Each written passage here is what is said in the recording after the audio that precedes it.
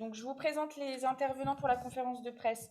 Donc, Nicolas Giraud, porte-parole de la Confédération paysanne, Sylvie Collat, qui est porte-parole du Gers et qui est éleveuse, Pascal Sachot, qui est en Vendée, Confédération paysanne, et Eudes Gourdon, qui est Pays de la Loire et qui est le responsable régional de la Confédération paysanne. Également Denis Surgé pour l'ANAFIC et l'association Sauve qui Poule, Julien Morat pour le MODEF des Landes. Oui, Julien nous a rejoint, mais il n'a pas de vidéo. Et donc, juste, il nous manque. Ah ben le voilà. Voilà, donc je vais. David Léger de la FNAB qui nous rejoint. Voilà. Bonjour à ceux, aux derniers connectés. Bonjour, excusez-moi. David Léger, donc de la FNAB.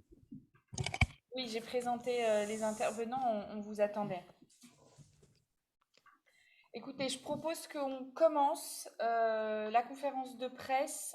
Je vais donner la parole à Nicolas Giraud. Ce que je vous propose, c'est que chaque intervenant va vous exposer un point différent sur la situation de la grippe aviaire et sur les recours qui sont examinés, enfin, dont les dispositions écrites sont déposées aujourd'hui au Conseil d'État. Donc, on est dans la dernière phase des recours sur le fond. Et puis, je propose que vous puissiez poser vos questions à l'issue de ces différentes interventions. Donc, je donne la parole à Nicolas Giraud, porte-parole de la Confédération paysanne, pour un peu vous expliquer le pourquoi de cette conférence de presse aujourd'hui, en plus de la procédure au Conseil d'État qui suit son cours et qui a une nouvelle étape aujourd'hui. Donc, bonjour à tout le monde. Donc, je vais faire assez vite. Je vais laisser la parole aux gens du terrain. Mais de fait, on voulait refaire une conférence de presse, nous, sur la situation grippe aviaire. On a de fait ce recours au Conseil d'État qui continue après avoir eu un recours en référé au mois de décembre. On a le recours sur le fond avec aujourd'hui le dépôt des conclusions à 14 heures de nos avocats et du ministère, avec un délibéré qui sera certainement rendu dans les 2-3 semaines qui viennent. Donc ça nous apparaissait important de remettre ces questions-là de la gestion globale, notre remise en cause de la gestion globale de l'épidémie d'influenza aviaire par l'État au cœur du sujet de notre conférence de presse aujourd'hui. Donc c'est Sylvie qui y reviendra plus dans le tour de parole qui suit. Et il y a une autre actu, j'allais dire, encore un peu plus chaude. C'est pour ça qu'on a des gens de Vendée et de Pays de Loire qui sont là avec nous aujourd'hui. C'est la situation sanitaire dans l'Ouest qui explose depuis plusieurs jours. Et donc, ça nous apparaissait absolument indispensable de pouvoir vous redire notre lecture de la situation sur place et notre lecture globale de la gestion sanitaire, que ce soit en Vendée et dans l'Ouest actuellement, comme ce qui a pu se passer également dans le Sud-Ouest de manière un peu plus récurrente. Donc voilà, moi je vais pas faire plus long, je vais laisser la parole à Pascal, porte-parole de Vendée, qui va pouvoir un peu nous exposer la situation sur place, et puis Eudes aussi, porte-parole Pays de Loire ensuite. Oui, merci Nicolas et bonjour à tous. Donc, je suis paysan en Vendée et porte-parole de la Confédération paysanne de Vendée et je suis moi-même éleveur de volailles. Donc, la Vendée est traversée aujourd'hui par une vraie catastrophe et qui s'amplifie de jour en jour. Donc, lundi, on était à environ 430 bâtiments touchés et il y en a une trentaine de plus tous les jours. Et toutes les espèces sont touchées. Et même les gibiers, parce qu'il y a des sites de production de gibier sur notre territoire. L'élevage de volailles a permis d'installer de nombreux paysans en Vendée, donc moi le premier. Et donc, il y a aujourd'hui environ une ferme sur 3 ou une ferme sur 4 qui a de l'élevage volaille, ce qui a été pendant très longtemps une dynamique importante de notre territoire. Mais aujourd'hui, on voit une nouvelle fois les limites de l'agriculture intensive, qui n'est même pas capable d'assurer sa propre sécurité. Donc, la concentration de volailles en Vendée est tellement importante que la maladie se propage aujourd'hui de bâtiment en bâtiment. Et aujourd'hui, les éleveurs attendent plusieurs jours avant que les cadavres d'animaux se ramassent. J'ai un voisin, ça va faire 10 jours que ces animaux sont morts. Ils ne seront ramassés qu'aujourd'hui. C'est pour lui un très grand stress. Et comment est-ce qu'on va sortir aujourd'hui, c'est comment est-ce qu'on va sortir de cette situation? L'État va nous aider économiquement, mais va laisser quand même de nombreux paysans en grande difficulté. La claustration qui a été imposée à tout le monde a été totalement inefficace chez nous et a fortement impacté les éleveurs en plein air. Demain, faudra-t-il diminuer le chargement des animaux, limiter la construction de nouveaux bâtiments? Faudra-t-il aussi limiter le système de diffusion des animaux prêts à gaver vers les ateliers de gavage, qui sont une source importante d'amplification et de dispersion de la maladie? On vit une vraie débâcle aujourd'hui sanitaire sur notre territoire, avec une incapacité de la filière et des pouvoirs publics à la stopper. C'est une vraie catastrophe pour nous. Alors, Eudes, si tu veux parler de ce qui se passe au niveau des Pays de la Loire et des autres départements. Oui, bonjour à tous. Vous m'entendez? Oui. Du coup, sur les Pays de la Loire, bah, effectivement, la Vendée, les cas en Vendée, Nord-Vendée, se sont étalés sur l'ensemble sur les départements limitrophes, alors à savoir le sud de la Loire-Atlantique et l'ouest du Maine-et-Loire, des zones qui étaient aussi référencées comme zones à risque. Et aujourd'hui, on a dans ces deux territoires des augmentations de 10 à 20 foyers par jour. Donc une épidémie qui est loin d'être enrayée. Ça amène là au niveau de la région des questions sur la gestion de ce dépeuplement et puis de la gestion des cadavres d'animaux.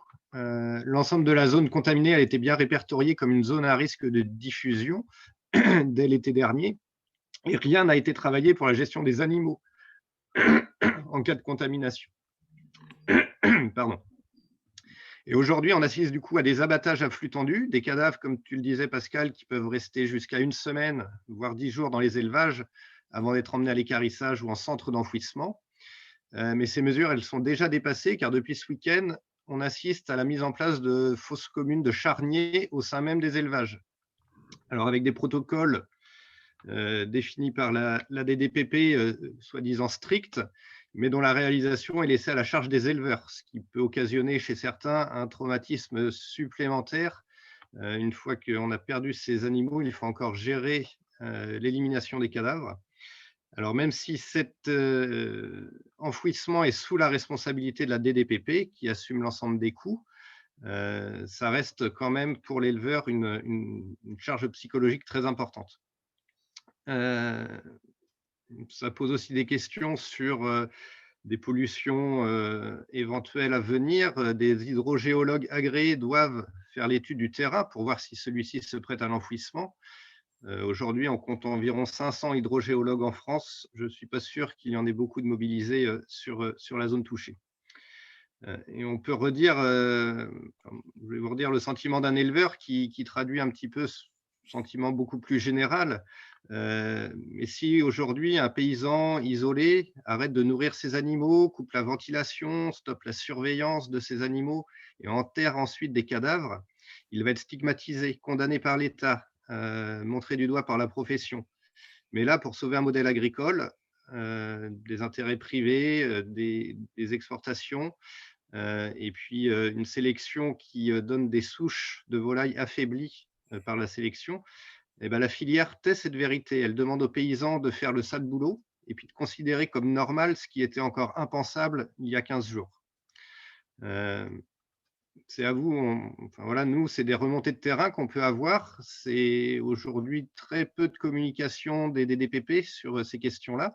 Donc, c'est aussi à vous, on pense, journalistes, d'aller sur le terrain et puis de voir ce qu'il s'y passe réellement. Voilà, je laisse la parole du coup à Julien. À Julien Morat pour le MODEF. Merci, Eudes. Bonjour à tous. Pour faire court dans les points qu'on avait soulignés et à chaque fois remis sur la table, c'était notamment au niveau des flux et densités. Nous sommes déjà très concernés dans le sud-ouest.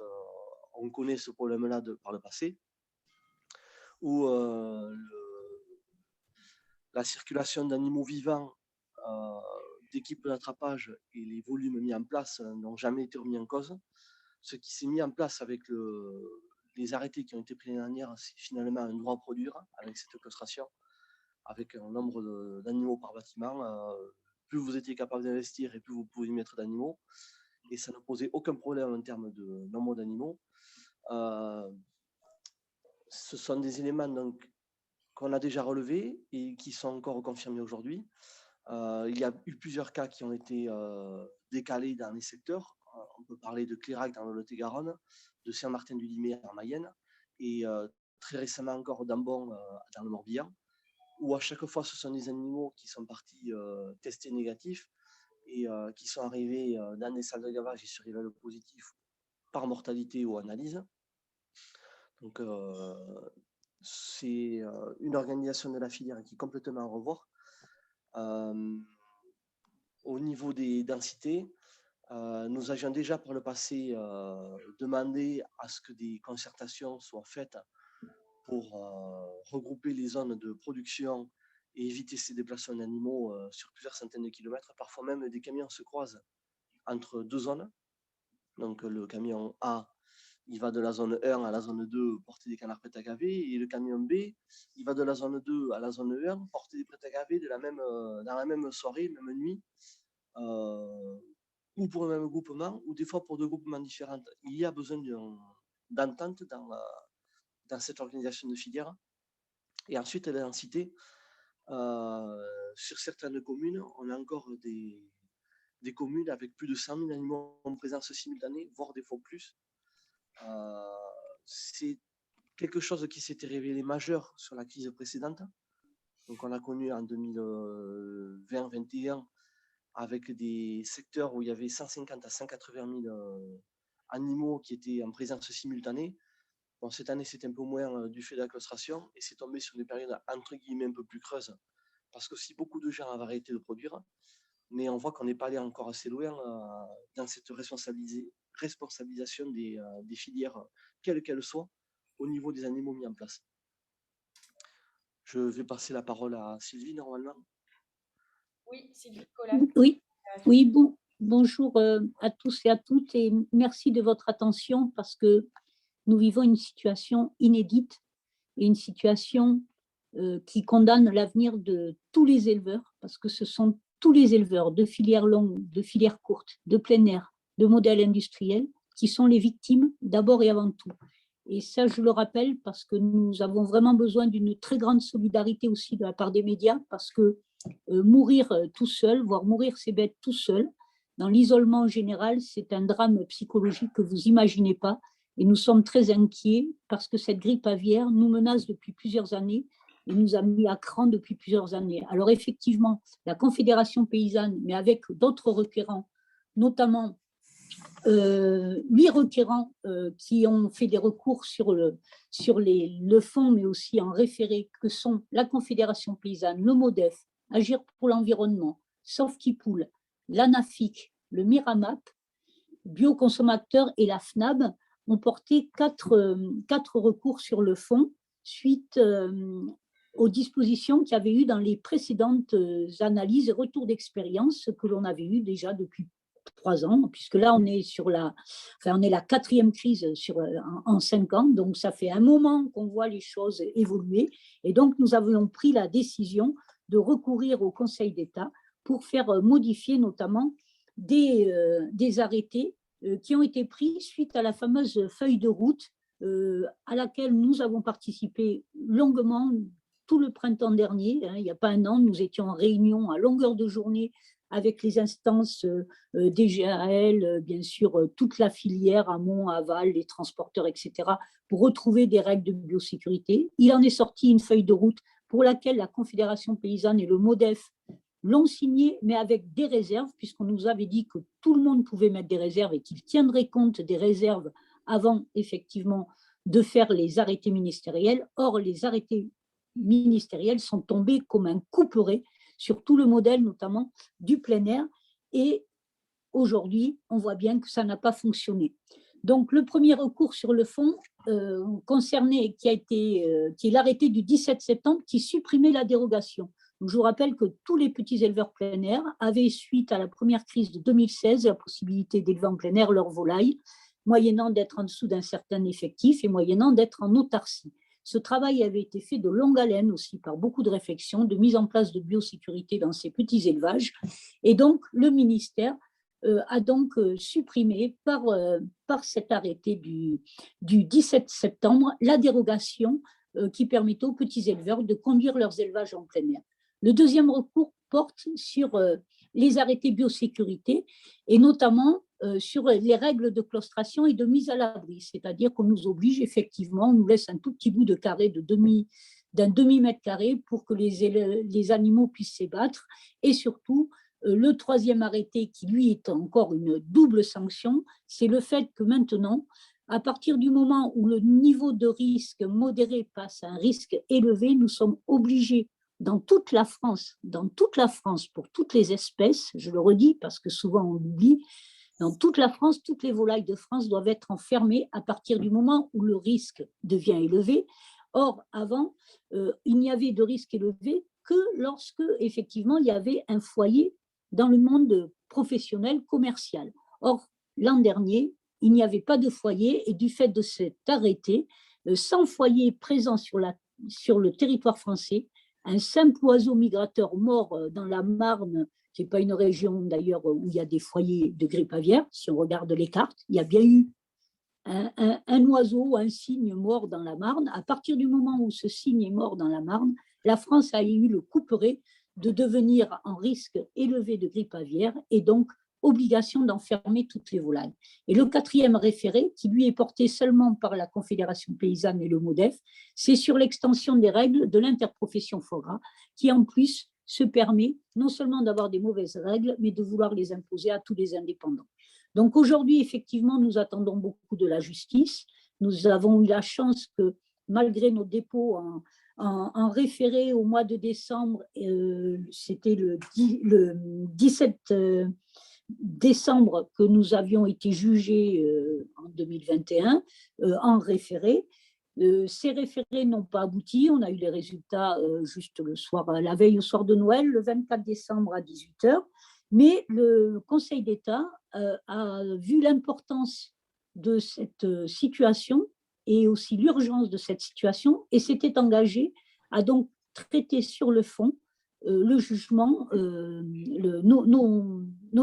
nos recours, à les traiter sur le fond dans le premier trimestre 2022. Et c'est le cas puisque aujourd'hui même, les juges vont donc avoir la connaissance et vont donc pouvoir statuer dans les 3 semaines qui viennent et décider en quelque sorte de l'avenir ou non de l'élevage plein air et plus globalement de l'élevage, de l'autonomie alimentaire, de la production de volailles, du choix des consommateurs à avoir une volaille de qualité, puisqu'il ne faut pas oublier que derrière ces arrêtés, il y a aussi d'autres arrêtés qui permettent de vendre des produits sous label, alors que les cahiers des charges ont été modifiés du fait de la claustration. Et là-dessus, peut-être je donne la parole à la FNAB qui peut parler justement de ces questions de cahiers des charges et qui nous mobilisent aujourd'hui. Voilà, je vous remercie, j'espère que j'ai été suffisamment claire, mais c'est un travail de longue haleine dont la crise actuelle nous conforte et pour laquelle aussi psychologiquement, les éleveurs ont besoin de trouver des solutions de long terme et leur droit à produire en plein air très rapidement. Merci Sylvie. David Léger pour la FNAB. Oui, bonjour à tous. Donc David Léger, secrétaire national de la filière volaille à la FNAB. Donc merci Sylvie pour toutes ces précisions. Je vais pas répéter tout ce que tu as signalé, mais c'est vrai qu'on a énormément travaillé l'année dernière par ces fameux groupes de travail. On a déterminé une feuille de route qui a stigmatisé en fin de compte tous les problèmes de la grippe aviaire autour de la biosécurité et de la claustration. Et je crois qu'en fin de compte, j'ai trouvé le mot de fixette. Il y a une fixette faite autour de ces problèmes-là, pensant que c'était l'unique responsable de la propagation de la grippe aviaire. Une fixette, c'est une idée qui tourne à l'obsession, qui peut parfois faire perdre le sens des réalités. Et puis, on avait donc anticipé en disant attention, si on ne traite le problème de la grippe aviaire que par ce biais-là de la biosécurité et de la claustration des volailles, on va vers une nouvelle crise. Donc, on ne résout pas le problème parce que c'est complètement inutile de croire en cette solution-là. Et en plus de ça, c'était ce qu'on avait indiqué aussi, c'est complètement irresponsable parce que on va perdre du temps. On va perdre du temps parce que tant qu'on n'a pas pris les bonnes mesures, et le problème va se reproduire. On ne s'attendait pas forcément à ce qu'il se reproduise avec une telle ampleur cette année, mais cette année, malheureusement, on avait raison. Et cette perte de temps-là, on a détourné notre attention à des véritables causes. Et puis, paradoxalement, plus on parle de biosécurité, plus plus on favorise la concentration des élevages. Parce que plus un élevage est important, plus c'est facile de respecter la biosécurité. Et c'est le gros paradoxe justement du chemin qu'on est en train de prendre sur la profession, globalement, c'est de favoriser la concentration, parce que plus l'élevage est important, plus le temps passé à la biosécurité par rapport au chiffre d'affaires dégagé et les contraintes liées à ça sont petites. Donc, on va vers une concentration, en favorisant ce modèle-là, vers une concentration des élevages au détriment des plus petits élevages et des systèmes plein air, que nous défendons bien entendu en agriculture biologique. Alors que les solutions sont sans doute inverses, c'est justement de baisser la concentration. Nous, notre modèle de production biologique, mais comme la plupart des cahiers des charges labels, c'est de baisser les densités dans les bâtiments, c'est d'avoir des parcours. Si on fait un peu le parallèle avec le Covid, quand on était dehors, on n'avait pas besoin de porter de masque, alors que quand on était enfermé, on avait bien besoin de porter des masques pour se protéger mutuellement. Pour la grippe aviaire, c'est peut-être aussi un peu la même chose. Nos volailles, quand elles ont de l'espace, qu'elles ne sont pas très concentrées en bâtiment, ou quand elles vont dehors, les risques de faire des bombes de virus sont quand même moins importants. Notre modèle aussi bio, si je parle un petit peu plus de ça aussi, bien sûr, le plein air et le bien-être animal, c'est essentiel dans notre modèle de production, et aussi avec un lien au sol fort. C'est ce qu'on demande nous à la FNAP, c'est aussi que justement on arrive à éviter les concentrations d'élevage dans certaines régions au détriment de d'autres, et qu'il y ait un modèle d'élevage qui soit bien réparti sur tout le territoire. Alors, je vais quand même reprendre un peu Sylvie, ce que tu as dit aussi tout à l'heure sur il ne faut pas monter les éleveurs les uns contre les autres, et je crois que les éleveurs, pour la plupart d'entre nous, en tous les cas, nous ne sommes pas du tout responsables, quel que soit notre modèle de production, de ce qui se passe actuellement, que ce soit celui qui a continué à sortir ses volailles, que ce soit celui qui a cru en ce que sacro-saint biosécurité et qui a monté un bâtiment industriel en pensant qu'il serait à l'abri de tout parce que c'est ce qu'on lui avait dit. On est tous aujourd'hui dans la même galère et dans la même détresse pour certains, parce que ça va quand même, il faut aussi que la profession soit prête à suivre le problème moral que vont subir sans doute beaucoup d'éleveurs. Je voulais aussi souligner un point qu'on n'évoque pas souvent, mais c'est que heureusement que dans l'administration, nos agents apportent un petit peu d'humanité aux textes tels qu'ils sont écrits. Parce qu'avec les textes tels qu'ils sont écrits aujourd'hui, je ne sais pas si à l'extérieur les gens s'en rendent compte, je ne sais même pas si nous, en tant qu'éleveurs, on peut s'en rendre compte. Ils ont la capacité de faire fermer peut-être la moitié des élevages en France. Parce qu'aujourd'hui, vous ne respectez pas la biosécurité à 100%. Le préfet peut vous interdire de remettre en place. C'est pour ça d'ailleurs que la plupart des éleveurs ont claustré quand même leur volaille contre leur avis. Et puis aussi un petit mot pour les consommateurs. Moi, je pense qu'on a besoin d'un soutien fort des consommateurs qu'ils ne se trompent pas quand ils choisissent nos produits de qualité. Ils ne se trompent pas, il faut à tout prix continuer à soutenir notre modèle, même si en ce moment on passe une période de crise, que nos volailles ne sortent pas. Il faut continuer à soutenir notre modèle parce nous sommes le bon modèle de production. Et puis s'il y a des problèmes de pouvoir d'achat aujourd'hui, voilà le slogan, ça peut être aussi sur la viande. Mangez-en moins, mais mangez-en mieux. Il faut que le consommateur peut aussi décider du modèle de monde agricole. Et ce modèle-là de désintensification peut-être aller vers, en tous les cas, moins de risques de diffusion de la grippe aviaire, comme on peut le voir actuellement. voilà, je vous laisse la Merci. parole. Peut-être Denis Surgé, à la fois pour Sauve-qui-Poule, puisqu'il y a eu dans plusieurs départements ces collectifs qui se sont créés de liens entre les éleveurs, les éleveuses et les citoyens. Il y en a eu dans plusieurs départements. Peut-être que Denis. Oui, bonjour à tous. Bonjour à tous. Désolé, j'ai la caméra qui ne fonctionne pas.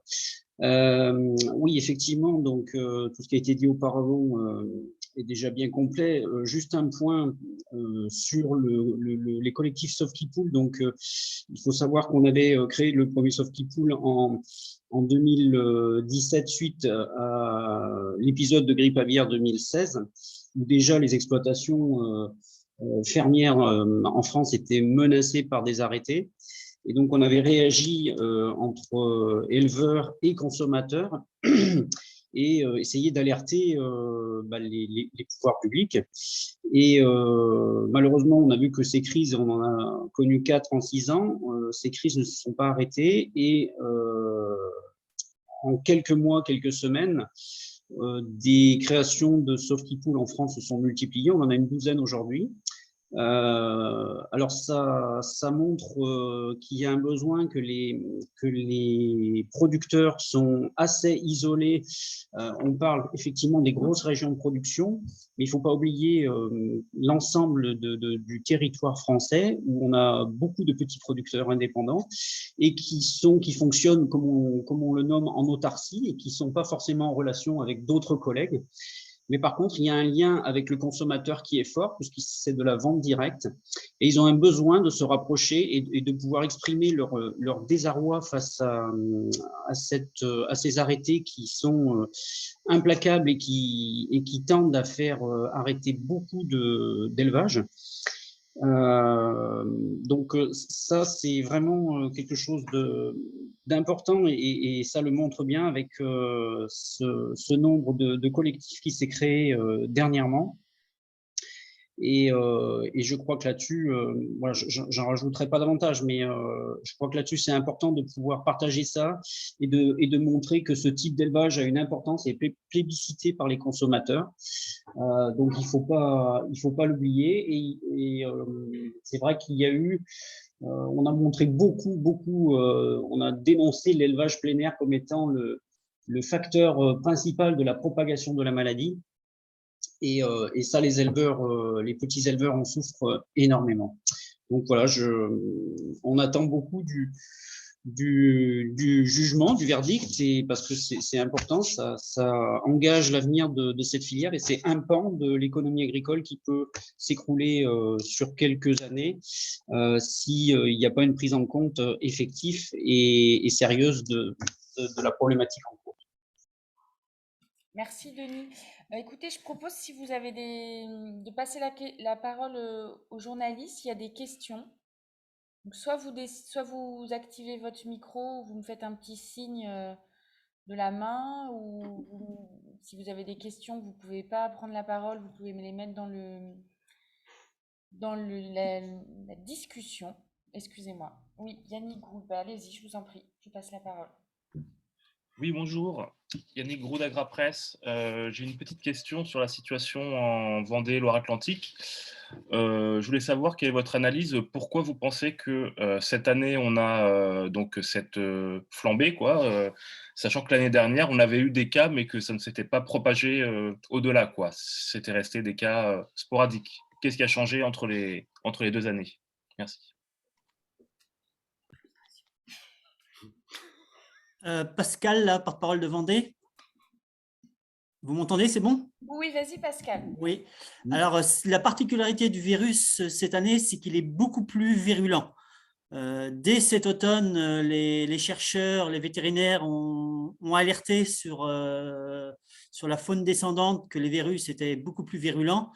Et ce qui est aussi le cas donc, sur la faune remontante sur ce printemps 2022, un virus très virulent et qui contamine beaucoup plus facilement les animaux. Est-ce que Sylvie, tu veux compléter? Oui, je crois qu'on peut dire aussi qu'à priori, il y aurait 11 variants déjà. et que de toute façon, le virus, on l'a vu, hein, on l'a vu pour nous, les humains, hein, donc il s'adapte aux situations. Et on est en pleine évolution. On sait que les modèles industriels voilà, ont progressé, les échanges ont continué de toute façon, et qu'à un moment ou à un autre, le virus est entré dans les bâtiments. Et donc, peut-être qu'il y a eu une intrusion par la faune sauvage, mais elle est toujours très sporadique, elle est très faible.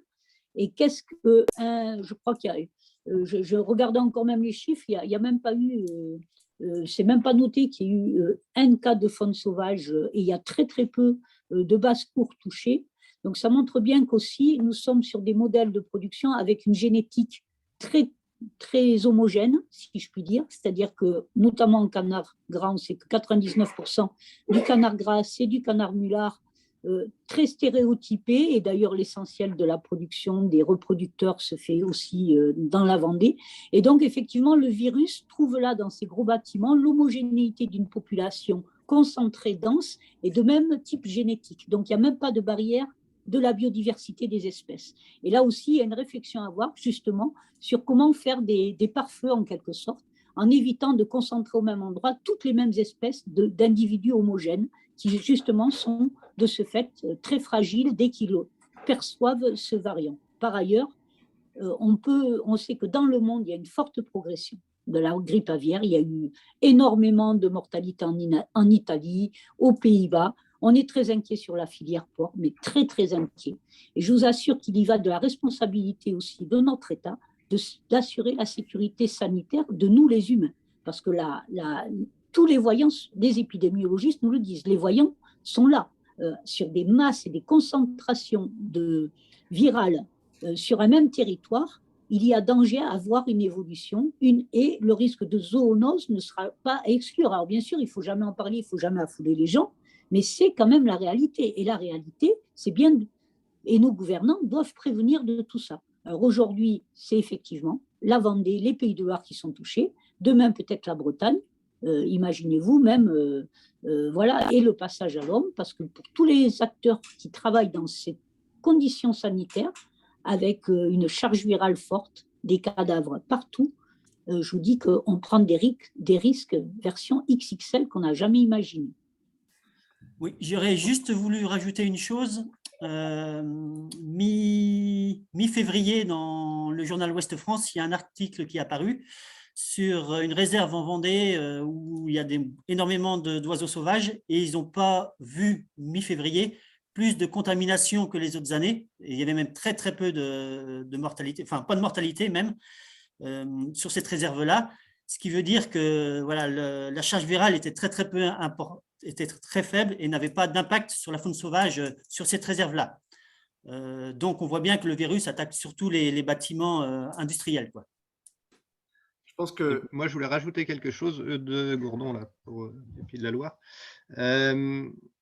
Alors, deux éléments. Le premier, c'est que nous, on a relativement peu d'informations, je le répète, de l'État, des DDPP, de la filière avicole en tant que telle, et du coup, on a peu d'éléments. Après, dans ce qui remonte, et pour avoir eu des discussions avec notamment des vétérinaires, la crise de grippe aviaire dans le sud-ouest a fait que c'était une zone où il y avait aussi moins de canards cette année.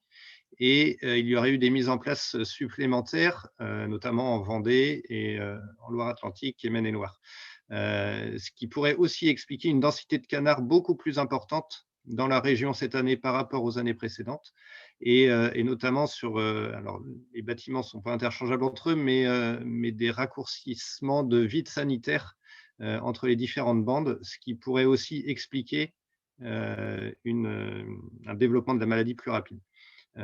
Mais ça, je le dis sans avoir d'éléments plus concrets que des témoignages qu'on a pu recevoir. L'ANSES, en ce moment, travaille à la question, mais ça sera aussi des questions que nous, on leur reposera pour savoir réellement ce qu'il a été de la situation de l'élevage de canards en Pays de Loire cette année par rapport aux années précédentes. Et juste pour compléter, on peut donc vraiment affirmer que ça doit aussi faire partie des hypothèses sur lesquelles l'ANSES doit travailler, et pas uniquement les hypothèses de la migration remontante, mais avec cette hypothèse, enfin, cette scène, ce que tu as décrit qui me semble très important pour expliquer peut-être pourquoi on a une flambée si forte en Vendée. En tout cas, il me semble que c'est un élément sur lequel, tu l'as dit, l'ANSES devra évidemment apporter des réponses. Je vais repasser la Tout parole à fait, oui. à Nicolas Giraud qui voulait compléter. Et ensuite, on prendra la question d'Amélie Poinceau, puis je pense que c'est Madame Drevet de l'AFP. Voilà, mais je suis désolée si c'était pas Madame, je n'ai pas le prénom en tête, j'en suis navrée. Ouais, moi je voulais juste rajouter, en fait, Yannick, tu posais la question de savoir pourquoi cette année et qu'est-ce qui avait changé. Moi j'ai envie de prendre un peu de contourner un peu cette question-là, de dire en fait rien n'a changé. C'est-à-dire que toute la stratégie sanitaire a été construite autour du fait que les filières industrielles se croyaient à l'abri et de mettre en avant largement, très largement, voire presque uniquement la claustration en se disant on va rentrer les animaux, faire le haro sur le plein air, et ben ça allait nous mettre à l'abri de tout. C'était complètement oublié que les maladies, la grippe aviaire, c'est quelque chose qui évolue et sur lequel il va falloir aussi faire évoluer nos modèles agricoles. Et moi, je trouve qu'il y a une sacrée responsabilité quand même des filières et du modèle agricole jusque-là dominant d'être dans l'incapacité de se remettre en cause et de se questionner et de jeter le discrédit comme ça sur le plein air et les filières d'agriculture paysanne ou d'agriculture biologique. Et j'allais dire, là aujourd'hui, si on va se retrouver bientôt à devoir abattre pas loin de 10 millions de volailles avec cette crise-là, eh ben, c'est aussi de cette responsabilité-là. Il y a la responsabilité évolution du virus, il y a aussi l'incapacité de re-questionner le modèle agricole. Je vais passer la parole à Amélie Poinceau et ensuite, ce sera important, Julien Morat reviendra sur la question du redémarrage, puisque vous savez qu'il y a une date a été annoncée par le ministère et il semblerait qu'il ne souhaite pas modifier cette date. Donc, je propose de prendre les deux questions. Amélie Poinceau, Drevet pour l'AFP, je suis désolée, et ensuite on reviendra sur cette question très importante du redémarrage, qui est déjà évoquée par le ministère. Oui, Amélie Poinceau. Amélie, on ne vous entend pas. Pourtant, le micro est activé. Ah. Je vais mettre sa question dans le chat. Attends, elle envoie une question par écrit. Ah, d'accord. En attendant, je vais passer la parole à la deuxième personne qui levait la main. C'est bien, madame. Désolée, excusez-moi. Je vous en prie. Du coup, Laetitia Drevet pour l'agence France Presse. J'ai des questions plutôt pour les deux porte-paroles de la Confédération paysanne. D'abord, au niveau chiffres, alors combien de volailles ont déjà été abattues et combien au total devront l'être, si ça a changé depuis vendredi et la communication du ministère de l'Agriculture. Et j'avais une question un peu plus large sur qu'est-ce que vous attendez aujourd'hui. Est-ce que vous attendez quelque chose de l'État et du ministère de l'Agriculture en termes d'aide ou en termes de soutien voilà. Très bien, merci beaucoup. Est-ce que Pascal, tu veux commencer et ensuite Eudes? Oui, donc hier, il y a eu un point fait par le préfet avec les services de l'État, donc des DDTM et des DPP. Donc, il y avait 431 bâtiments touchés, 6 millions de volailles concernées et ça représentait 15 000 tonnes d'animaux, de cadavres à traiter. Voilà. Oui, voilà pour les chiffres. Financièrement, je suis incapable de vous le communiquer là. On peut penser que ça va être au moins le double du coût annuel qu'il y avait là, ces dernières années sur le sud-ouest, parce qu'on a quasiment 2 fois plus d'animaux que dans le sud-ouest. En termes de coût, pardon, ça veut dire quoi pour vous, enfin pour les éleveurs? Ah ben, tout dépend. Alors, il y a déjà le coût de perte des animaux s'ils sont touchés. Ouais. Donc la perte, on peut arriver en fin de bande et là perdre, je sais pas, 70, 80, 90 000 euros selon la grosseur de l'élevage.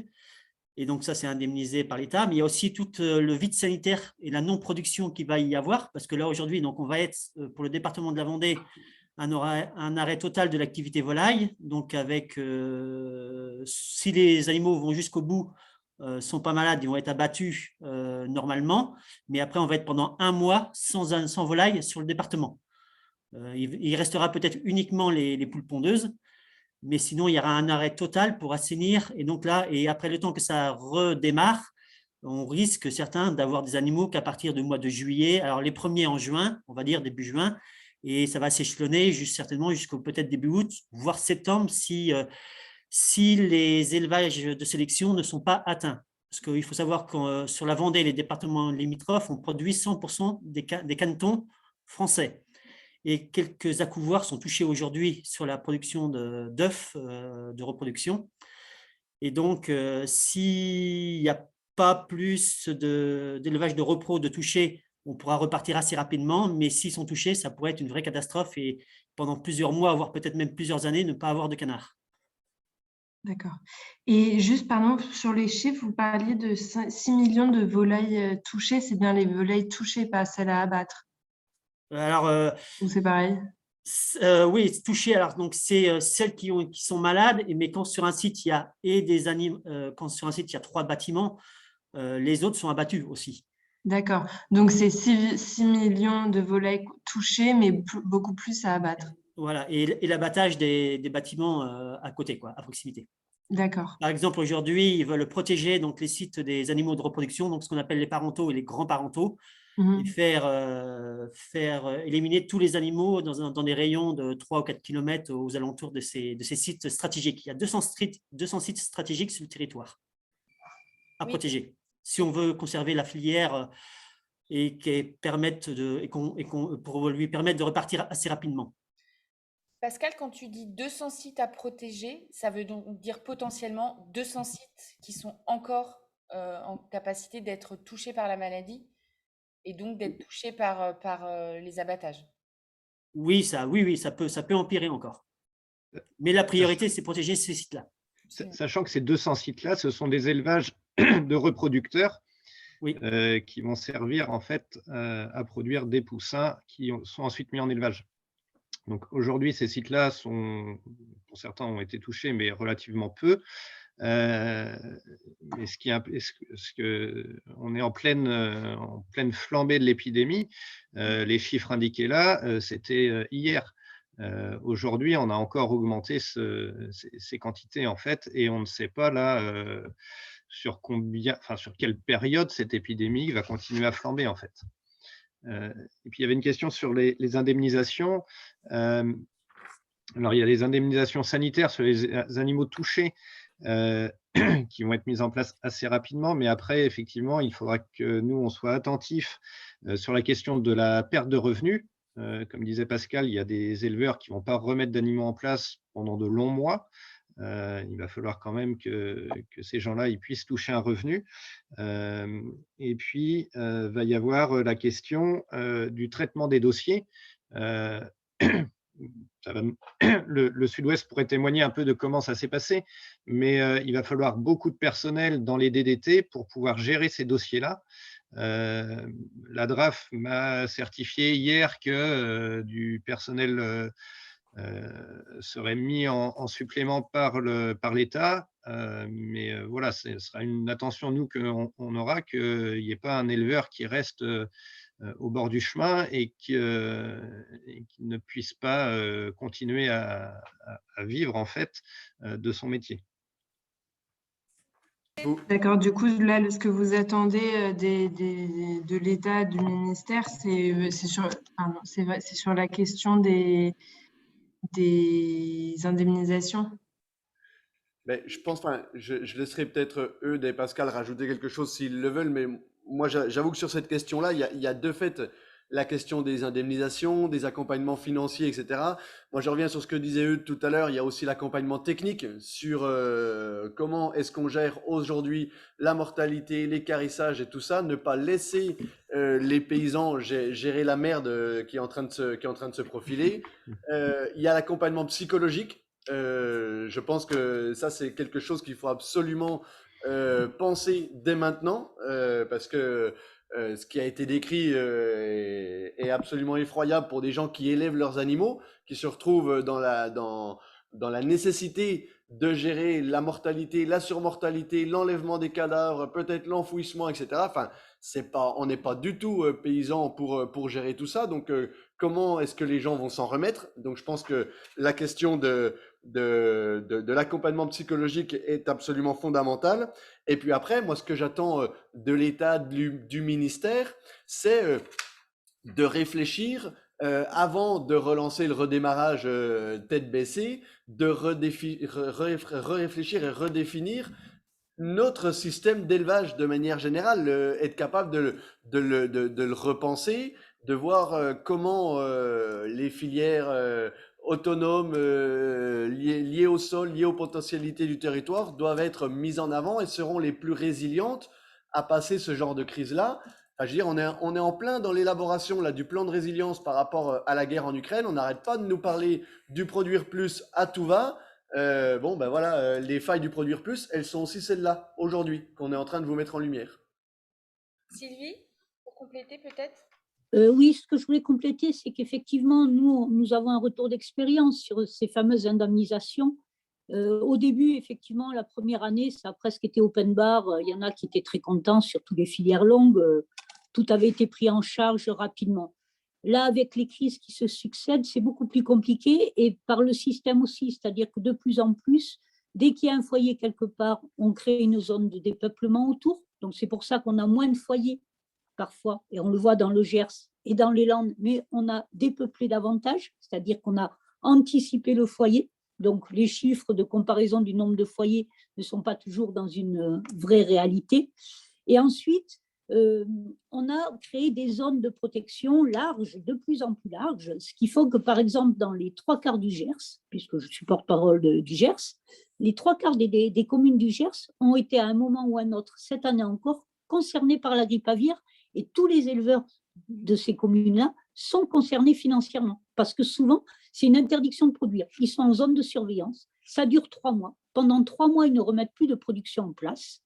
Et ensuite, ils vont attendre quand il y aura il y aura la possibilité d'approvisionnement en canton ou en poussin. Et là, ce n'est pas gagné, vu les risques de manque de reproducteurs. Donc, c'est très, très long. Et ça, c'est excessivement épuisant psychologiquement, parce que pour le coup, ces dossiers-là d'indemnisation dite économique, on a seulement clôturé le 24 janvier les dossiers de 2021. Donc, vous comprenez bien que ce n'est pas demain. Et moi, je dis vraiment que pour soutenir ce cataclysme qui est en Pays de Loire, parce que vraiment, ce qu'ils vivent là, nous, on s'y est résigné, on s'y est habitué. Beaucoup se sont effacés, n'ont pas produit cette année parce qu'ils ne voulaient pas se retrouver foyer, parce qu'ils étaient dans des zones à risque. D'autres ont réduit l'activité pour prendre moins de risques financiers sur leur ferme. Petit à petit, vous savez, les paysans, ils s'adaptent, ils essayent, ils gèrent leurs solutions. Mais là, ce qui se passe en Pays de Loire, c'est inédit. Et là, il faut vraiment une mesure vraiment très, très importante, parce qu'une ferme sur 3 concernée par l'élevage avicole dans ce coin-là, ça veut dire des petits villages qui ne vont plus vivre, de la ruralité qui ne va plus vivre, des grandes difficultés autour des salariés, des entreprises, d'aval aussi. Donc, il faut vraiment amener de l'argent très, très vite et déjà verser des acomptes aux éleveurs, même si, parce que ces dossiers, ça va être très, très long. Vous imaginez 300 foyers, le nombre de dossiers à gérer et toute cette complexité. Donc, il faut vraiment que là, on a fait du quoi qu'il en coûte pour le Covid. Moi, je regrette les paysans. Ils ont aussi été en première ligne au moment du Covid. Et là, ils mériteraient largement, tous les éleveurs de volailles qui ont été pénalisés par la grippe aviaire, d'avoir un geste très, très fort d'avance de trésorerie, que tous les mois, on leur trouve un moyen de revenu forfaitaire ou comptabilisé selon le modèle d'exploitation. Mais il faut y aller. Et en plus, il faut arrêter ce que l'on voit, nous, dans le Gers. Tous ceux qui ont été un peu résistants sur la claustration, qui sont un peu, entre guillemets, justement, des vilains petits canards, qui ont reçu des mises en demeure. Actuellement, on a des procédures pour réduire leurs indemnisations, même quand ils n'ont été que dépeuplés, ils n'étaient pas foyers, ils n'ont pas demandé à ce qu'il y ait des mesures ripavières, et là, on leur retient 25% de leur indemnisation sur leur dépeuplement de leurs canards. Je connais un éleveur près de chez moi, c'est 17 000 € qu'ils ont retenu sur son indemnisation des canards qu'on lui a abattus. C'est scandaleux. Julien, peut-être est-ce que tu veux préciser sur cette question des attentes? Je vais d'abord donner quelques chiffres. J'ai retrouvé ce matin les chiffres de l'année dernière, enfin, de la crise précédente de H5N8. On est sur un montant pour l'aide aval de 85 millions d'euros environ. Bon, cette année, on peut prévoir beaucoup plus avec toutes les pertes économiques et les pertes de production qu'il pourrait y avoir pour l'aval aussi. Concernant le redémarrage, il y a de gros espoirs du ministère qui a annoncé pour le Sud-Ouest à date du 29 mars. Bon, évidemment, sur les premiers chiffres de remise en place que j'ai, c'est 50 et quelques mille canetons pour la première semaine d'avril et 70 000 la suivante. Toute la zone ne sera pas levée le 29 mars. On a normalement un retour de zone indemne pour faire avril. Ça ne va pas être la facilité. Il y a des possibilités de remise en place donc anticipée, mais avec surveillance des lots. J'ai vu la question passer, je crois, pour Mediapart, Oui. sur si on est impliqué dans l'organisation de la gestion de la crise actuelle. Bon, la réponse est simple, c'est non.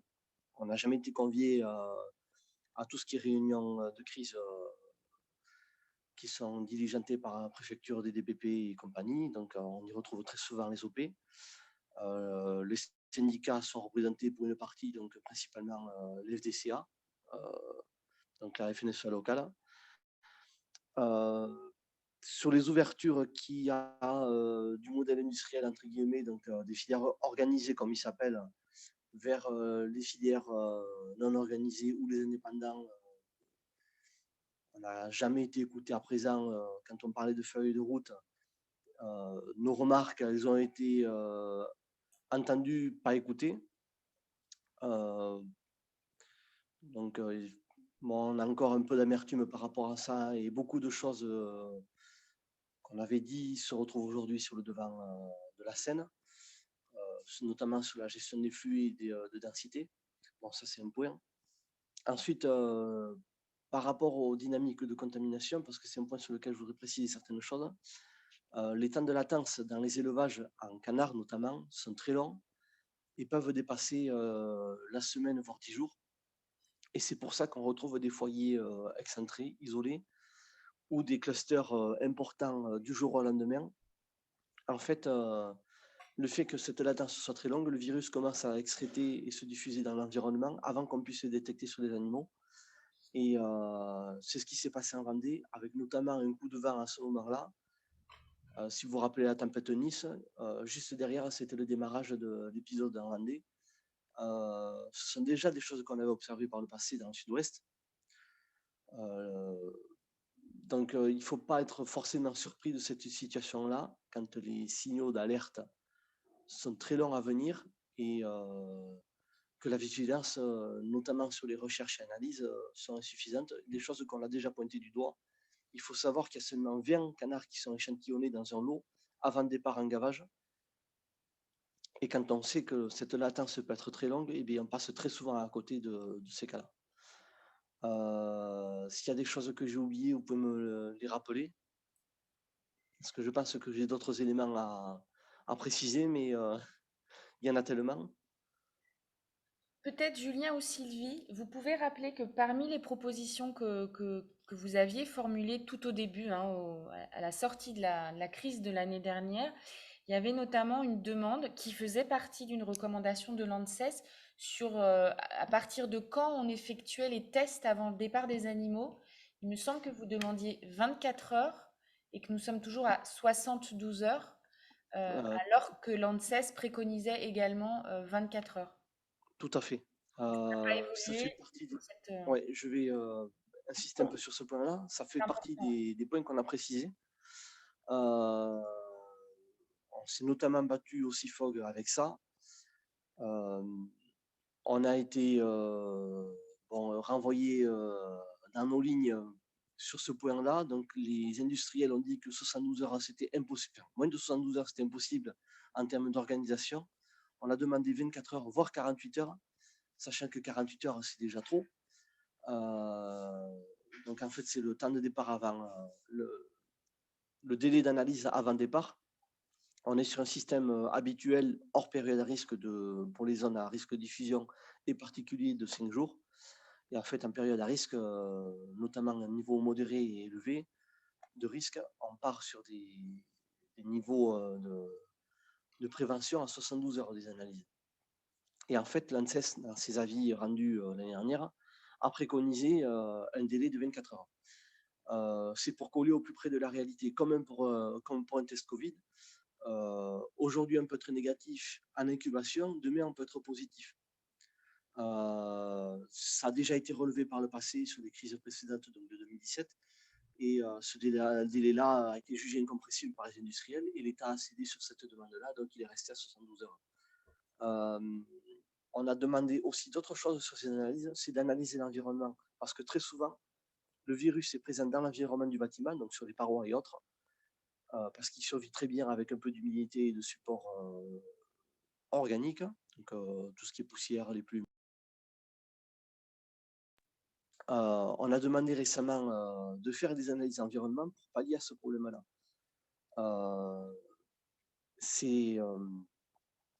Ce sont des choses qui ne sont pas encore actées, qui n'ont pas encore été validées non plus, là, par les instances, dont l'ANSES.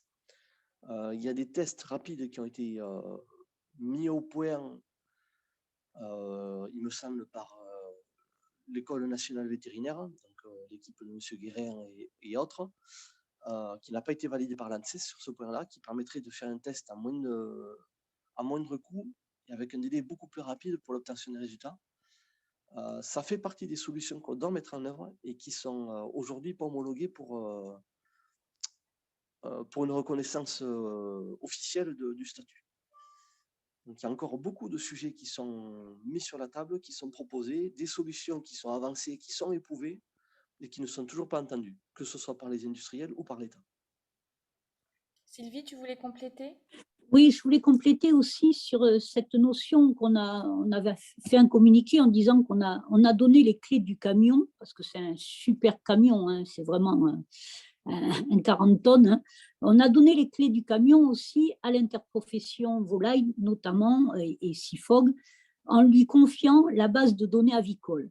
Et à partir du moment où ces gens-là savent les plannings de tous les gens producteurs, notamment des filières longues, de tout ce qui est déclaré, mis en place, ce qui rentre, ce qui sort, et que ce sont eux qui gèrent toutes ces informations et que les services de l'État sont obligés de leur demander les informations pour pouvoir gérer, par exemple, la crise sanitaire, c'est-à-dire tout simplement, les services de l'État ne savent même pas où sont les élevages. C'est la base de données avicole gérée par l'interprofession foie gras qui sait où sont les élevages de canards en ce moment et qui donne l'information aux services de l'État.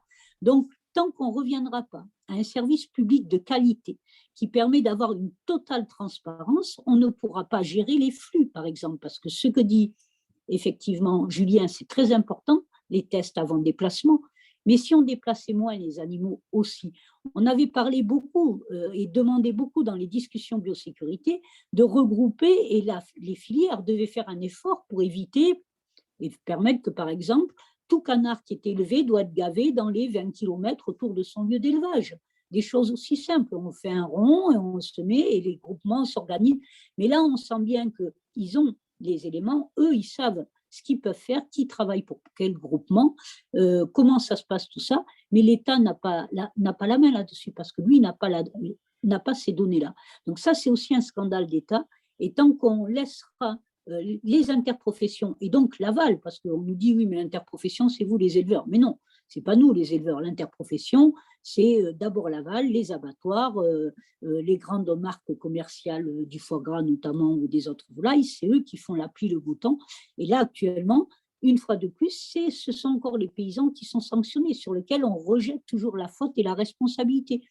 Parce que personne ne va condamner une filière, et notamment un abattoir ou un transporteur d'avoir pas respecté le protocole de biosécurité, d'avoir peut-être pas bien nettoyé son camion ou d'avoir un technicien faire des contrôles de pesée. C'est ce qu'on a eu dans le Gers sur nos premiers foyers à Manciette.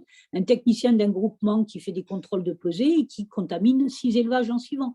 Ceux-là ne seront pas sanctionnés sur la biosécurité. Par contre, l'éleveur qui a était un peu revêche à enfermer ses volailles, lui, on va lui suspendre ses indemnisations. Donc là aussi, on aimerait que les choses, à un moment, soient remises d'aplomb, c'est-à-dire que le paysan, il a la souffrance morale, il a la souffrance économique, il a la souffrance de ne pas penser son avenir, de ne pas savoir ce qu'il va devenir, il a toutes les contraintes d'investissement, il a les dettes sur le dos, parce que c'est d'abord sur les bâtiments que les gens ont les dettes, il ne voit plus son avenir, il se retrouve maltraitant parce qu'il n'a pas pu euthanasier dans les temps voulus les animaux qui étaient malades. Ça, c'est gravissime pour un éleveur.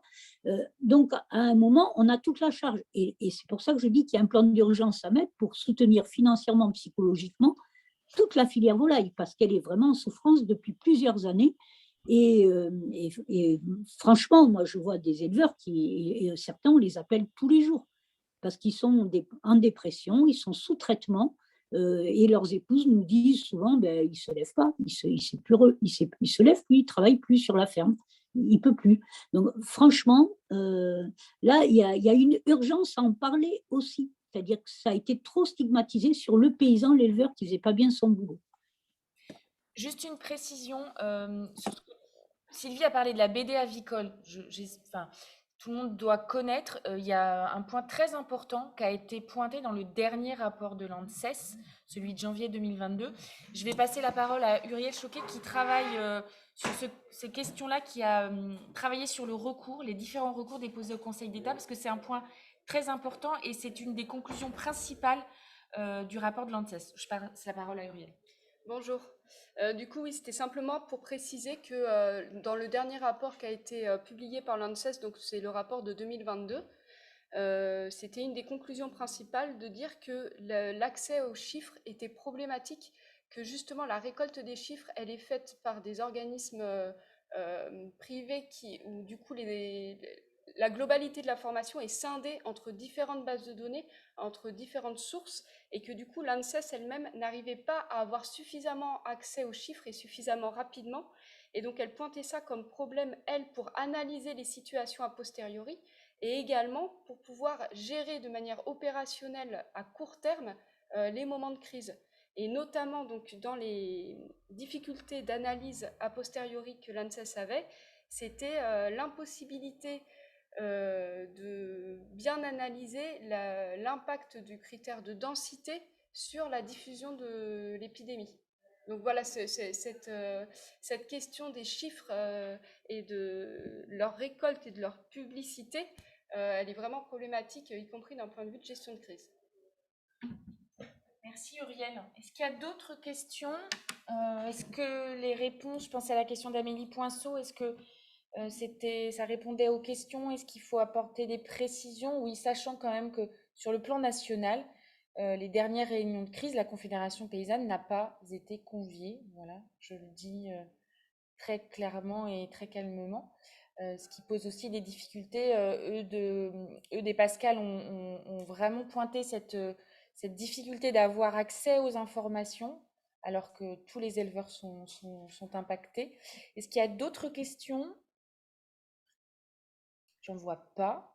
Est-ce que certains d'entre vous, peut-être David Léger, est-ce qu'il y a des précisions à apporter, des points sur lesquels vous voulez revenir, ou est-ce qu'on considère que...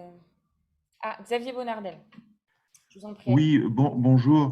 Je viens d'entendre de la part de Madame Collat que les éleveurs prenaient en charge, enfin effectuaient eux-mêmes l'euthanasie des volailles dans certains cas. Est-ce que vous pourriez nous détailler un petit peu on va dire, ces défections de la puissance publique dans son rôle normalement d'effectuer l'euthanasie, l'enfouissage, l'enlèvement des volailles? Est-ce que vous pouvez nous dire les insuffisances que vous notez actuellement sur le terrain quant aux aspects de traitement de la crise les plus élémentaires et les plus urgents? Oui, alors attention, je n'ai pas dit que les éleveurs faisaient l'euthanasie de leurs animaux, mais ils se retrouvent dans une situation où ils sont foyés, où les animaux crèvent. Et normalement, nous, par exemple, dans le Gers et les Landes, quand il y a foyer, bon, de suite, ils envoient GT Logistique, une grosse entreprise, qui vient sur place, qui gaze de suite les animaux, parce que forcément, quand il y a foyer, ben, il y a toujours quelques individus qui ne meurent pas de suite, qui mettent du temps. Or là, la situation est tellement dramatique et ingérable, et les collègues de Pays de Loire l'ont dit tout à l'heure, vu le nombre de foyers par jour, que l'État est incapable d'envoyer une société comme GT Logistique euthanasier de suite les animaux dès qu'il y a un foyer. Ça veut dire donc qu'on laisse crever les animaux de la maladie. Or, tout éleveur sait très bien que quand un animal est malade, soit on le soigne, soit effectivement on fait appel au service vétérinaire pour euthanasier l'animal. On ne laisse pas en souffrance un animal. C'est le b.a.-ba du bien-être animal, dont d'ailleurs on veut nous faire des formations prochainement, entre parenthèses aussi. Donc là, on voit l'incapacité de l'État et des services de l'État d'assumer le modèle dans lequel on est, parce qu'après tout, vous êtes éleveur, vous avez une autorisation de construire un bâtiment, de mettre tant d'animaux dans ce bâtiment, vous avez respecté la biosécurité, et le jour où il y a un pépin, où là, ça doit être effectivement l'État qui doit assumer, qui doit envoyer les services vétérinaires pour euthanasier les animaux, pour sortir rapidement les animaux des bâtiments, parce que c'est aussi de la charge virale qui perdure, c'est aussi des risques sanitaires autour et d'autres risques sanitaires. Quand vous avez une telle pollution de cadavres d'animaux, c'est effrayant. Enfin. Et en plus, maintenant, de demander aux éleveurs d'assumer la gestion de l'enfouissement sur leur ferme.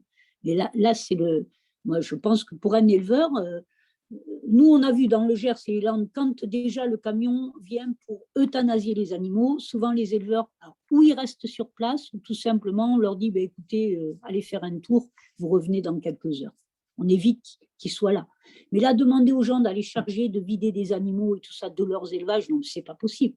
C'est vraiment inhumain. C'est totalement inhumain, cette gestion. Et donc, un modèle industriel d'élevage qui fait qu'on n'a pas de plan B, parce que moi, je suis épatée. Nous, dans nos structures où on fait de la transformation, de l'abattage, on a un plan B. Si la machine tombe en panne, si l'électronarcose tombe en panne, comment on fait pour endormir les animaux au moment de l'abattage? Systématiquement, il y a un plan B. Et là, il n'y a pas de plan B.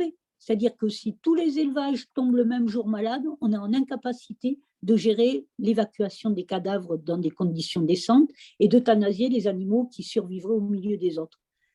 On a un problème. C'est pas normal. Et là, j'accuse vraiment l'État de ne pas être à la hauteur des risques qui sont pris. Et donc là, au niveau des filières, il y a bien eu complicité entre l'État et les filières industrielles de laisser mettre en place un tel fonctionnement qui n'est plus gérable.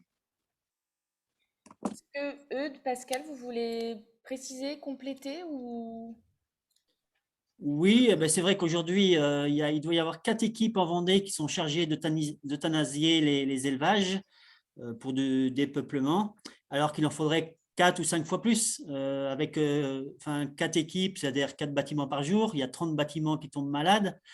Aujourd'hui, les animaux restent jusqu'à 10-12 jours dans les bâtiments avant d'être évacués. Pour certains types de volailles, au bout de 8-10 jours, ils commencent déjà à décomposer. Donc, c'est quelque chose de très, très difficile. Et je comprends que pour des éleveurs, ça soit compliqué d'aller ramasser ces animaux-là dans leur bâtiment. C'est vraiment une épreuve très difficile. Pardon, je voulais rajouter un choix aussi économique qui est fait, c'est-à-dire qu'on va dépeupler autour, par exemple, des couvoirs. On comprend, on a dit qu'il fallait préserver les reproducteurs. Alors là, autour de ces zones, on va dépeupler des animaux qui sont encore sains, qui ne sont pas encore foyés, alors que des foyers ne sont pas éteints. Et la priorité, c'est d'abord de sortir les foyers. Eudes, est-ce que tu veux compléter ou est-ce que ça te paraît...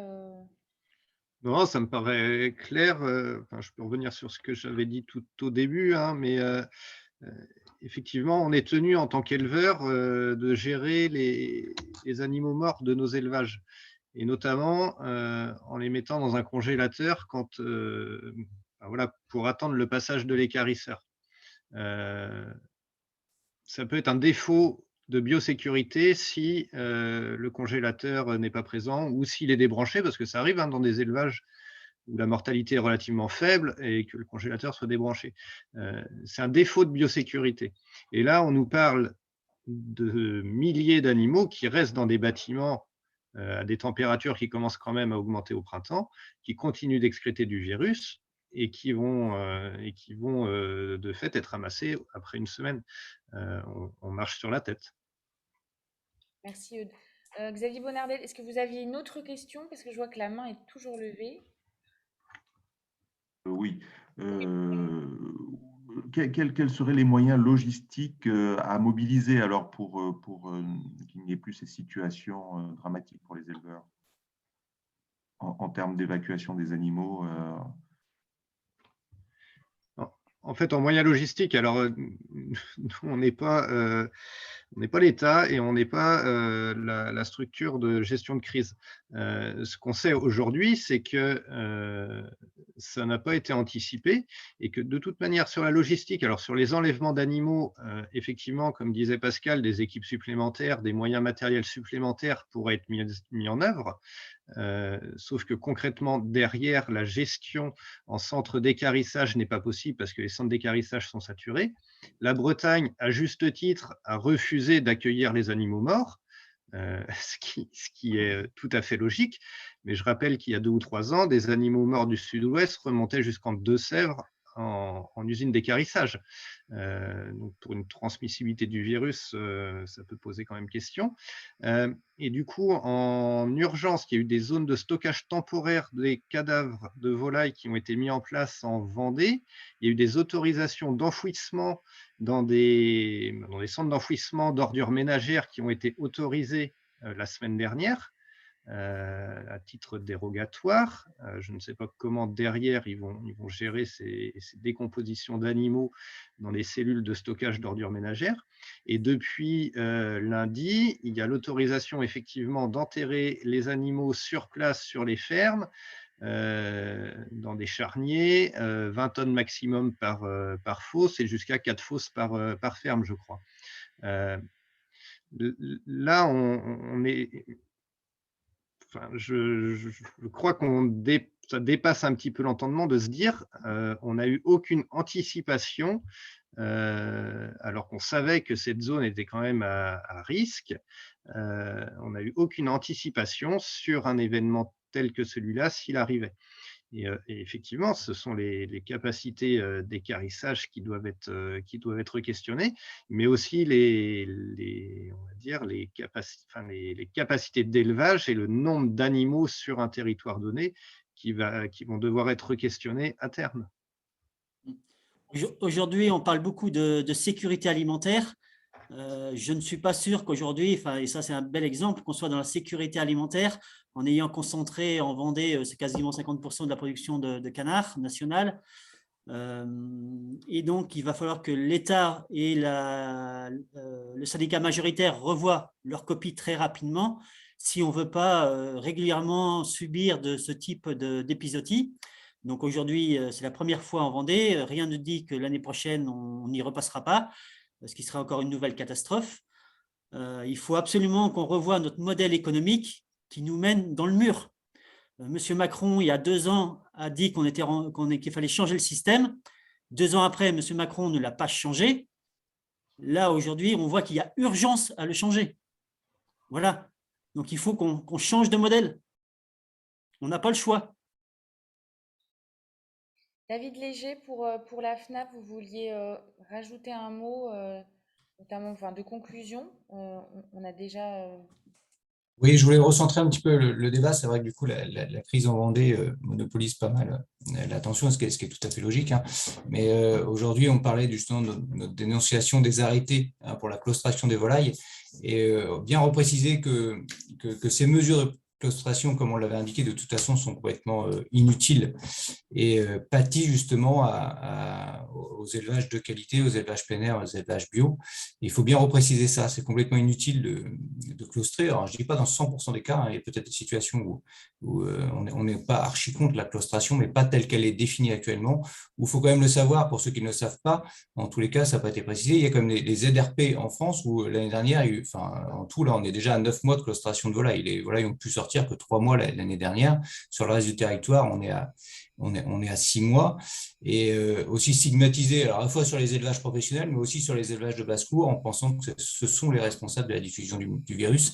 Aujourd'hui, c'est absolument faux, et l'ANSES n'arrive pas justement à le justifier. On a quand même des appuis scientifiques qu'on avait déjà l'année dernière, on n'avait pas besoin de cette crise-là pour prouver cet élément-là. On avait déjà cette analyse de l'ANSES l'année dernière qui était peut-être un petit peu plus ambiguë, parce que ces analyses sont parfois un peu politiques et parfois, à mon avis, aussi mal proportionné d'un niveau scientifique. L'ANSES ne donne pas, quand il parle de risque, il parle de risque uniquement, mais risque élevé, risque modéré, on ne sait pas si c'est 1 pour 10 000, 1 pour 10, 1%, et c'est assez mal mesuré. Mais tous les éléments qui indiquaient que la sortie des volailles ne faisait pas courir de risques supplémentaires par rapport à la contamination des élevages entre eux, en tous les cas, et même sur les contaminations primaires d'ailleurs, on les avait déjà sur la précédente crise.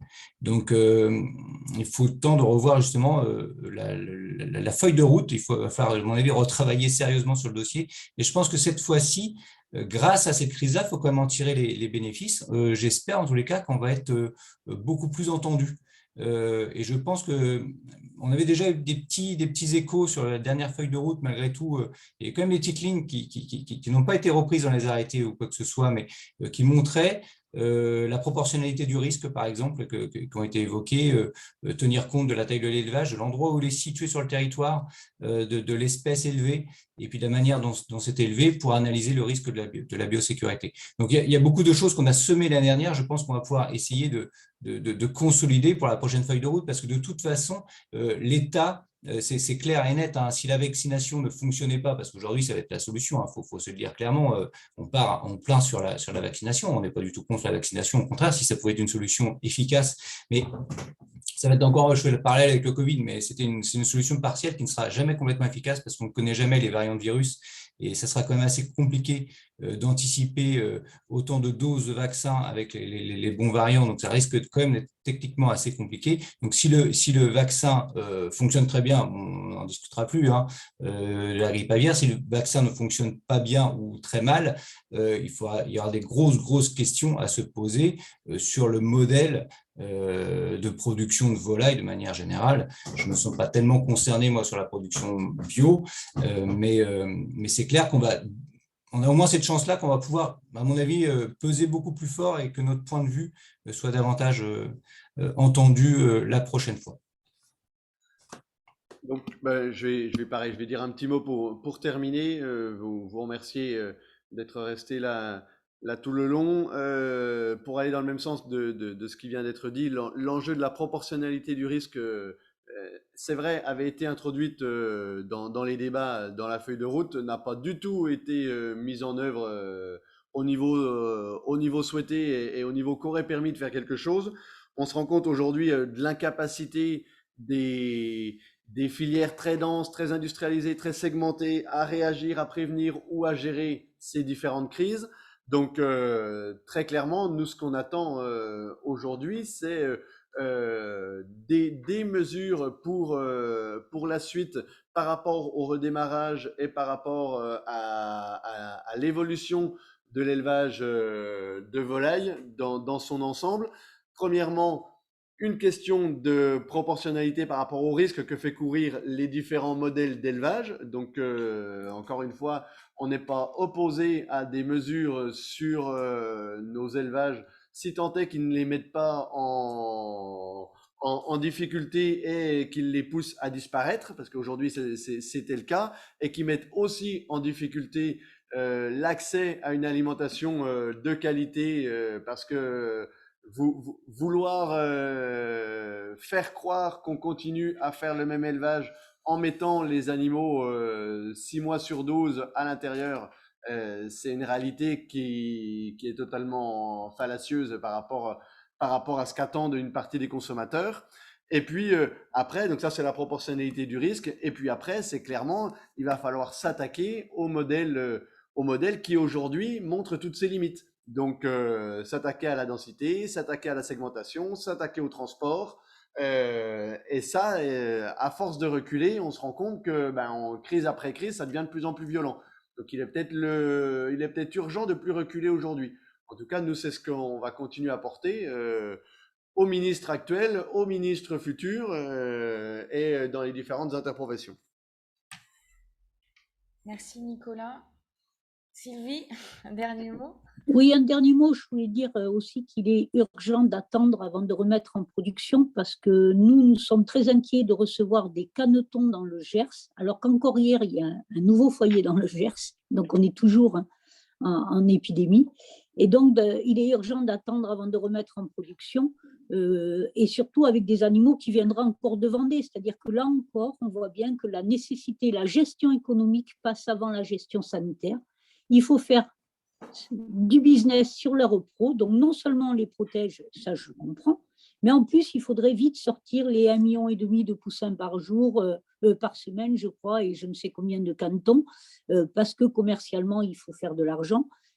En plus, n'oubliez pas, on nous a toujours parlé de ce statut indemne de grippe aviaire de la France pour l'exportation, et les reproducteurs, c'est un gros marché à l'export, notamment vers la Russie, je crois. On exporte beaucoup de reproducteurs. Et voilà, là aussi, ce statut indemne, on voit bien que l'an dernier, il avait duré 3 mois. Cette année, il ne va même pas exister. Quant à la levée du plein air, et nous permettre d'être en période à risque modéré pour réouvrir les cabanes de nos volailles et les laisser courir dans l'herbe qui est haute maintenant parce qu'on arrive au mois d'avril, voilà, ce n'est pas pour demain puisqu'il y a toujours des foyers en France. Et donc, on se demande si au mois de juin ou juillet, on pourra seulement mettre nos volailles dehors. C'est impensable qu'un pays ne pourrait plus avoir d'élevage plein air dans l'offre de sa production auprès des consommateurs. Donc, merci aussi aux journalistes de bien vouloir parler de ce sujet. C'est un grand soutien psychologique auprès des éleveurs de savoir que le problème, il est global, qu'ils ne sont pas les responsables, qu'ils sont au contraire les victimes. Et donc, déjà, d'en parler, c'est les soutenir parce qu'ils sont très isolés dans cette galère. Merci. Merci beaucoup. Merci à tous et toutes pour votre participation. Pour les journalistes, n'hésitez pas. S'il y a des précisions, je sais que certains d'entre vous viennent de m'envoyer des messages, donc je vais y répondre très rapidement. Je vous remercie pour le délibéré au Conseil d'État. Donc, on vous tiendra au courant. Voilà, 2 à 3 semaines, mais vous voyez que la crise est encore très forte et très d'actualité. Je vous remercie beaucoup. À très bientôt.